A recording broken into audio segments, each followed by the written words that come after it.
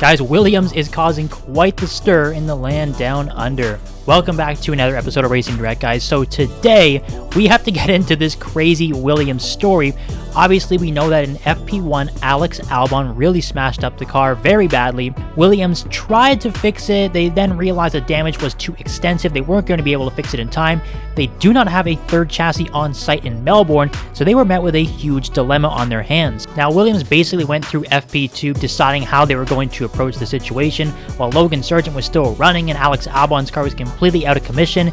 They came down with their final decision and they confirmed to everybody that Alex Albon will be switching over to Logan Sergeant's car, meaning that Logan Sergeant will not compete for the rest of the weekend. Now, understandably, this decision has caused a bit of controversy within the paddock and amongst all the fans. Many people believe, well, it's Alex Albon's fault. He's the one who crashed the car. He should be out for the weekend. He shouldn't get the chance to race, and it's incredibly unfair to Logan Sergeant. While I do agree with that last statement, yes, Logan Sergeant had nothing to do with this, and it really sucks you have to sit this one out. Williams is looking at it from the standpoint that Alex Albon is really their best chance to get into a point scoring position. If they can only have one car competing this weekend, it only makes sense to have Albon in that car. Unfortunately, that means there will be no more on-track action for Logan Sergeant. Now, this is really an old-time move. Back in the old days of Grand Prix racing in Formula 1, if a top-end driver had a problem with his car, he would literally just jump in his teammate's car mid-race and take over and get the points that he needed to fight for the championship. Of course, this happened a lot in the eras of Fangio and Sterling Moss and the likes of those classic drivers. It's really unheard of to happen these days, though. In fact, there used to be a rule where you could bring an entire third car to the track.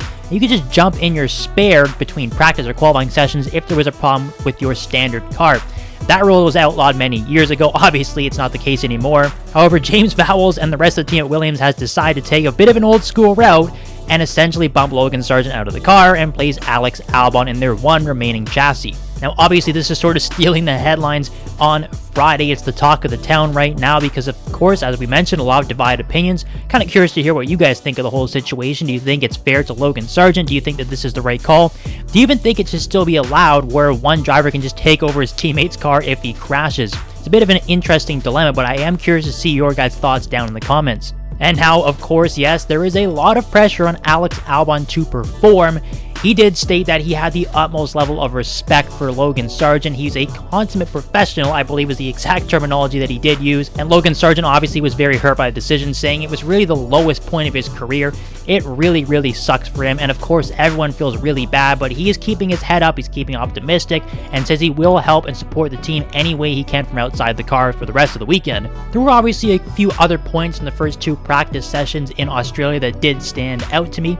Obviously, Red Bull is doing very well. They're clearly still the favorites to get pole position and the victory, but behind them, Ferrari and McLaren are looking mighty quick. Of course, Lando Norris led FP1. Charles Leclerc came through for FP2, and yes, Ferrari sort of believe there's a bit of an outside chance they might actually be able to challenge Verstappen, or at least Perez, maybe break up the run of successive 1-2 finishes they've had to start the season, and could be a slightly better fight than we had in Bahrain and Saudi Arabia. But another team that is currently fighting to be best of the rest is looking absolutely terrible in Australia, and that is Mercedes.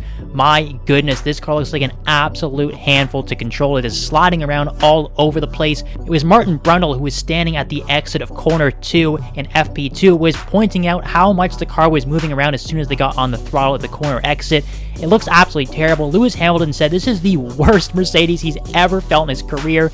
After that first practice session and the second practice session, it only got worse. He finished in P18. It looks like it's going to be a very long weekend for Mercedes. The other team that is taking a bit of heat in the media from one of their own members is Visa Cash App RB. Now, admittedly, yes, I did predict that these guys were going to be quick, and it hasn't really worked out so far in the first two races.